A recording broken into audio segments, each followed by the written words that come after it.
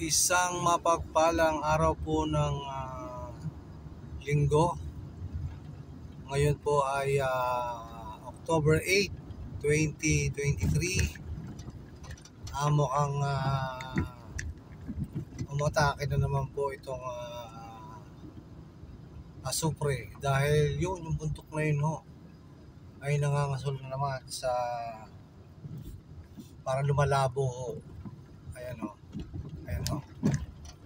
So yan hong paglabo na yan ay indikasyon ho na may smog na nanggagaling ho sa Taal Volcano.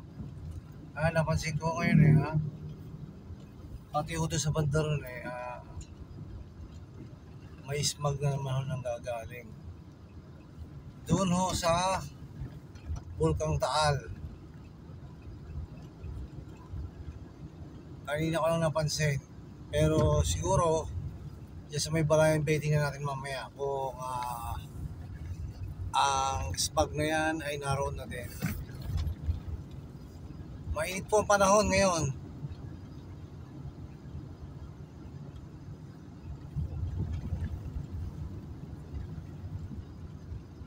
So malalaman po natin yan mamaya pag tingnan natin yung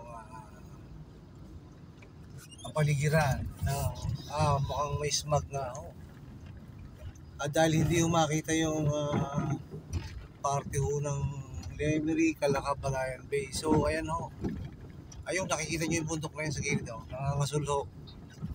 So yun ho ay indikasyon na meron ho tayong smog ngayon ulit. Pagkalipas ho ng ilang araw ay maatake na naman ho yung smog na nanggagaling ho doon sa